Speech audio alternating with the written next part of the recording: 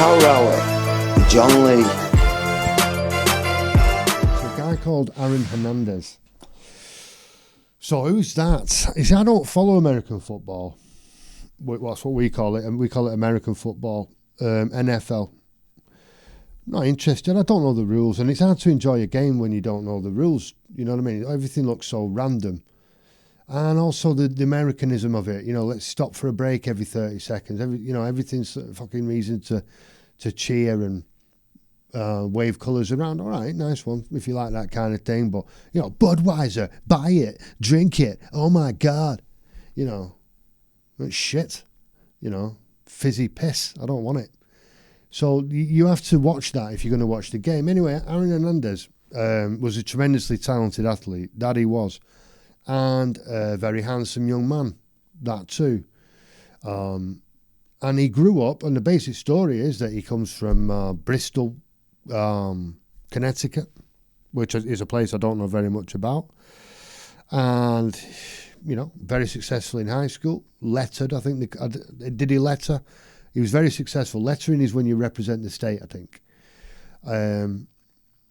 Correct me on that if I'm wrong, but I don't know if he lettered or not, but he was very famous in the youth high school sports, at least, and in various different sports, basketball and American football certainly.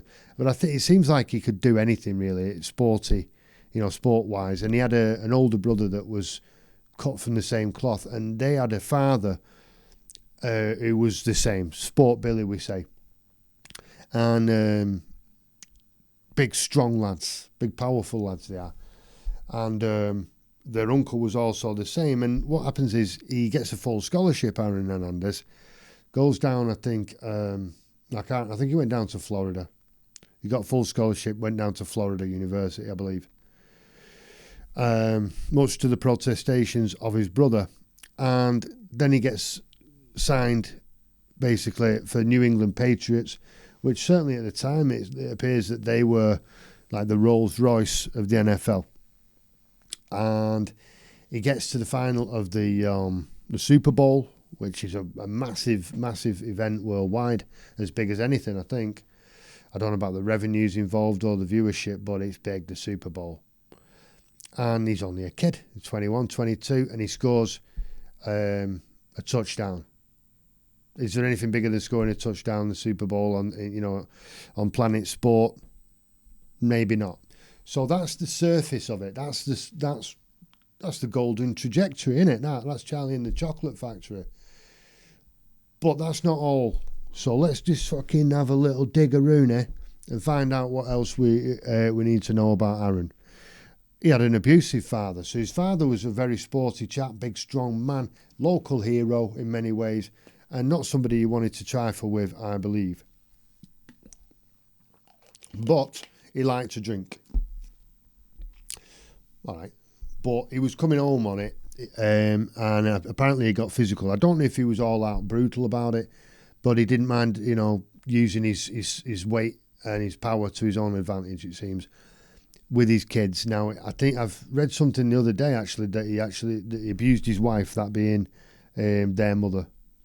That's totally unacceptable, especially if you're a big, powerful man. I'm sure there must be someone in the bar who can fucking give you a fight if you really want one. You don't have to go home and smack your missus. If you're a man, And he was a big, strong man, actually. But he was classed as a hero, and maybe that kind of causes problems. When the world sees one thing and you see another. So maybe there's some kind of psychological damage. And the reason I bring that up is because as he grew older, he seems to have gone off the rails. If he was ever on the rails, he seems to have gone off the rails. Now, another reason for that may have been that he appears to have been bisexual. I'm not bothered, but I mean, he seems to have had some kind of conflict about that. The sports jock thing. Nobody's gay. Nobody's fucking gay in the world of sports, especially not sports like that, apparently. So he can't tell anybody he's gay. He can't tell anybody about his dad. Maybe there's a psychological weight to that. So why am I saying that? Because he got into his drugs and he got a liking for guns. So his drug seems to be mainly weed. And you think, well, what's weed? I don't know. I think if you smoke enough weed, it can fuck your head up. I've seen a case like that. Johnny knows. Johnny knows. Naked Pete. No more information. No more needs to be said. But yeah, weed can fuck your head up. And he was also dabbling, it seems, with angel dust, that PCP, which will give you hallucinations bigly. So he was getting a lot of problems actually through this, but his talent was always kind of outweighing all the problems that were going with him. Then the accusations start coming in, and this is happening while he's at college. All through college, he's being accused of being very immature and to the point of being dangerous, where the university and the people involved was trying to stop him going home to Connecticut because he got in trouble every time he went home. And he used to like to go to Boston, which was, I don't know how far it is, in the car, but he used to drive into Boston. And anyway, he starts coming out, slopping around, bits of this and bits of that. He's into a different kind of lifestyle, this Aaron. And what appears to have happened is that he's accused of shooting 2 guys dead. 2 guys he didn't even know. A nightclub scenario. They're all out, they're on camera, all that. And then it's alleged that he got offended by something that was said, something that was done, kind of, you spill my drink, I'll see you later scenario. But in this case, what he's done is, he's basically done a fucking drive-by. And he's parked up at the side, the typical kind of thing in American movies, at the lights. And he's pulled out his a revolver. Bang, bang, bang, bang, bang through the glass, and executed these guys. And then he's shot his mate in the face. A guy who was a drug dealer and a criminal, a serious criminal, it seems. Seems like a proper gangster. And I've seen him giving interviews, testimony actually, in court. And seems quite intelligent as well. And so he shot him in the face, but he survived it. And then he's took his mate out into the arse end of nowhere, into some desolate territory, some desolate land, like a dump or something like that. And he's executed him. Cold blood. And then this is all coming on top, as we say, and it's all arrived more or less at the same time. I mean, he's been accused of this, it's gone away, then it's come back and all that. So I'm not going into the timeline too much. The thing is that he's been accused of all these crimes, and he's still a young man. So he doesn't get bail. The bail's really fucking high because they presented a strong case against him. And it turns out, according to the eyes of the law, he didn't kill the 2 guys at the traffic lights. He had a second trial for that. Didn't kill them, apparently. Doesn't seem to be any verdict on whether or not he shot his mate in the face, because his mate, the dealer, whose name I've forgotten, he's supplemental to the story, really, but he got shot in the face and he was in the hospital, and the police went down and said, look, tell us who did it, and he's going, no, I'm not telling you, because I want to go and get my revenge on him myself, save me honour. I'm not telling the po-po, you know what I mean? So he wouldn't give him any information on it. So there's no real conclusion on that one. But the guy, his mate, black lad, Odin, he was called, really nice guy, according to everybody that I've seen talk about him. He took him out to a wasteland somewhere and fucking shot him up, shot him several times, shot him when he's on the floor, bang, gangster fashion. And this guy apparently was lovely, really smashing lad, this Odin guy. Lovely family and all that. And so this is a massive case. This is absolutely huge. Because you've got this young kid, Aaron Hemandez, who's tremendously talented, very handsome. He's got really good tattoos, and that sounds stupid, but, it makes him look good. It makes him look a bit dangerous, a bit interesting. And as I say, he's breaking records and he's got a fantastic future and all that. But there's something else happening that I'll mention in a minute. And he's got everything. He's got the world at his feet. Why the fuck are you driving around with a gun? Why have you got a gun? If you're in danger, get a bodyguard. Why have you got a gun? And why are you shooting at people at the lights? All right, maybe you're not. Okay, I'll take that one back if you didn't do it. Why are you shooting this guy in the face? Okay, I'll take that one back if you didn't do it. Why are you taking this guy out onto a fucking, onto a wasteland and shooting him up? There's a problem here, is what I'm saying. What he did and what he didn't do, there's a problem with this guy's lifestyle. Throw some weed in, I don't care about that. PCP, I think he's more serious. But there's video of his own fucking house from his own camera of him coming back, apparently with the shooter, and parking up and all that and talking to his mates. Looks very chill. The next day he's in his house, he's chilling, he's got his little baby in the arms of these people who he's been executing his mate with the night before. And you think, what has gone wrong here? This is not normal behaviour. I mean, all you have to do is just live a relatively normal life. You can smoke your weed, you can play pool on your big table. Why do you need to go around with a gun and all that? And now he gets sent down. He gets serious time. I think he got life for the murder of his friend, and he took his life. He hung himself in his cell, which seems to be really easy to do because it happens a lot. So he's been found dead. He's hung himself in his cell. Tragic. He's got a little daughter. Now, the reason I've gone through that so fast is because, to me, the real scandal here is the CTE. It's got a really long name, but it's a translation from fighter's dementia. So it's impact to the head. Bang, bang, bang, bang. So fighters get it. Muay Thai, I used to do a bit of Muay. Bang. Elbows and knees to the head. That hurts. Especially temples, man. So axe elbows to the top of the head. Nobody likes that. Knee to the fucking forehead. That sting. It doesn't even sting, that. You're just not on this planet for 10 seconds. And apparently the same thing happens in American football. Even though they're wearing these helmets, the impact is so strong. And it rattles. I think it actually turns out to be worse because your head rattles in the helmet. I know they're making advances now, but this is certainly the case for Aaron Hemandez. The fucking head's like bang, bang, bang inside the helmet. And when he died, he hung himself. They examined his brain and found, yeah, he did. He had this fighter's dementia. And there'd been a really high-profile case of this. There's this massive bloke called Junior Sal. Huge guy. Very good player as well, apparently.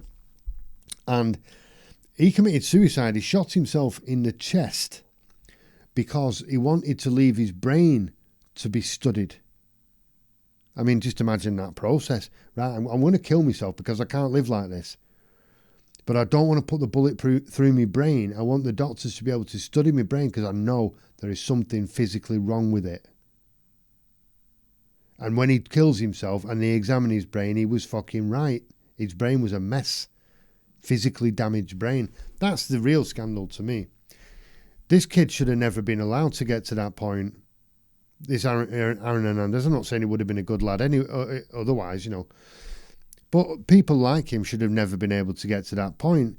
Junior Sal should have never been able to get to that point. And when somebody does shoot himself in the chest to preserve the brain, you have to start thinking, right, okay, I don't know what we're going to do, but it has to be now and it has to be big because this can't go on. These are people's sons, family members. So to me, that's the big scandal in this one. The fact that they're pushed to such extremes that their fucking brain is mashed inside the helmet. And does that explain why this rich kid from what seems to be quite a nice area is acting like a gangster when he's not, and there's absolutely no need to do it, and ended up fucking hanging himself in a prison cell? Yeah, makes sense to me. So there's a scandal there from Aaron Hernandez. Next one we're going to rock is Oscar Pitorias, South African dude. Running dude. Some people called him Blade Runner. So he had his feet amputated when he was 11 months old, which is fucking tragic. You know, I don't know why, but it must have been necessary. Parents must have gone through hell. And he was such a natural athlete as well. It seems like this guy could play any sport at all. Maybe spurred on, I mean, as he was growing up, maybe spurred on by what happened to him, which is special. It's magnificent, really, that. The indomitable human spirit on that to just say, well, yeah, all right, they chopped my feet off when I was a baby. I think it's right below the knees. Or maybe that's to keep, I don't know. But he ended up, I think, down up to the knees. And to say, well, all right, but that doesn't mean I can't do what I love. And what I love is sport. And it turns out that I've got a tremendous talent matched with my attitude. Makes me absolutely world class. I'm a world class athlete. And now what I really like to do is run, but I haven't got any legs. So what am I going to do about that? Well, I found these, I don't know what to call them, blades. They're almost like skis maybe in some ways, similar technology. And they kind of got some bend to them. And he puts them onto what he called his stumps. I can't help the fact that they're called stumps. It sounds really horrible, but that seems to be the word for it. He puts them onto his stumps and he runs like fuck. And the guy's got gold medals falling off him, man. I've looked at his record. It's, you know, all the Olympic Games, because he's in the Olympics mainly, World Championships, this, that and the other. And yeah, he's got the world at his blades, you might say. And he's spanking it around the tracks. And a lot of people are complaining. They're going, fuck off, he's the bionic man. You give me some of them and I'll fucking win.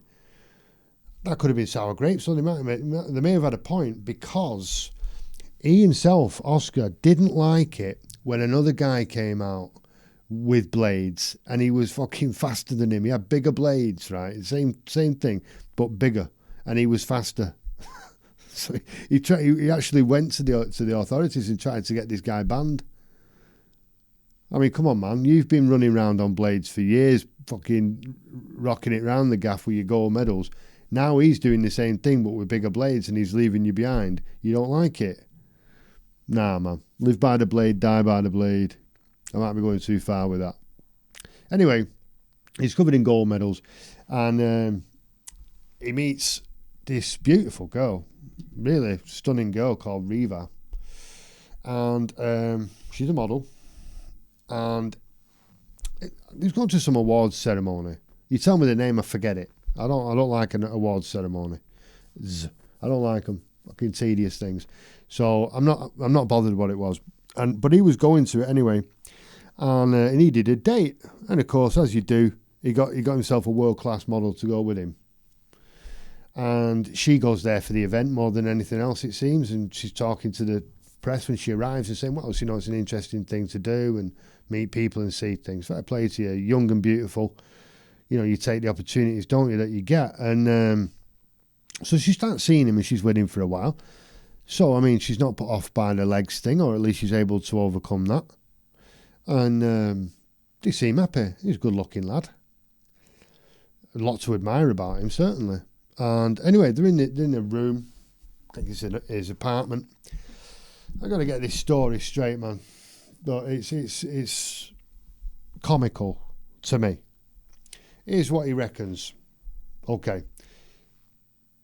No, here's what is the result of it, right? She's in the toilet one night, and he gets his gun and he shoots her 4 times through the toilet door.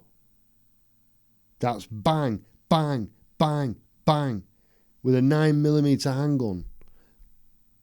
Bang, as I said 4 times, through the fucking door, and kills her in the toilet. A girl like that got fucking killed by her boyfriend when she was in the toilet. I mean, that's not right. That is not right. So, how do you explain that one? Here's how he explains it. He starts with his story. He's looking out the window in his stumps, just stumping it up at the window. I mean, he's got legs he can put on. He can run in them. He can walk in them. I'd put the fuckers on me to look out the window. He's not doing that. He's looking out the window in his stumps. And then he hears a noise, which is apparently, according to him, is the bathroom window opening through the fucking door on the other side of the apartment. He hears a shh like that. So he thinks, right, I know what I'll do. And he runs and he goes under the bed and gets his gun. And he runs through on his stumps, right? And the door's shut and he's fucking makes some kind of exclamation and obviously wasn't satisfied with the response that he got, or, you know, didn't get a response, according to him. And so that's why he put 4 fucking bullets through the door, because he thought there was a bad man in the toilet who just climbed in through the window.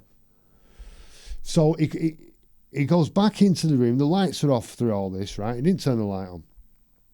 He goes back into the bedroom, gets his legs on now, right? It's legs time for this lad. And he turns the light on and his girlfriend's not there. And he thought, oh, I hope I didn't just shoot her 4 times through the fucking bathroom door. You know. And so he's gone through now to investigate, and apparently the door's locked, and he's kicked the fucking door in. He's like kicked a big fucking hole in the door. I think he might have had his blades on, man. He might have done that with his blades. Don't quote me on why would he put his blades on? No, just probably his normal fucking prosthetic legs. And he's kicked the door in. Oh, no way. I have fucking shot her, Anna. And, I mean, none of this makes any sense. It's absolute bullshit from start to finish. I mean, are you sure Mickey Mouse didn't come round with Elton John? You know what I mean? Trying to borrow some fucking ginger. And then he's giving her mouth to mouth and all that. He's trying to bring her back to life. And I just think he was getting himself covered in blood so he could fucking pretend it was an accident. And what a stupid fucking story anyway. Oh yeah, I accidentally shot her while she was in the toilet. And it turns out she was actually stood up. Right? So she's inside the toilet and she's standing up against the door like that. Why are you fucking aiming, you know, I mean, you're aiming high. Why are you aiming high? And he shot her in the head. So that's obviously, she's inside the toilet going, leave me, I'm sorry, whatever. I'm sorry, you crazy bastard. Fucking leave me alone. And he's chased her and she's behind the door going, leave me. And he's fucking put 4 bullets through it and killed her. So no, you don't get no reverence from me, because that's clearly what you've done. You coward. And yeah, he's killed her, man. He's killed her. I mean, if that was me, I'll tell you what I'd do. Light on straight away. Maybe I put the light on straight away. Definitely in the room where she is. I'm going to make sure she's all right. I'm going to see her with my eyes. You know, that's my girlfriend. I think there's someone coming in. First thing, boom, is she all right? Right, stay there, call the police, do your bit. I've got a shooter. I'm going to go in there and deal with this fucking prick who thinks he's climbing in my window. Then, you know, I might keep the light off nice and tidy. Toilet boy. Yeah, I've got a gun.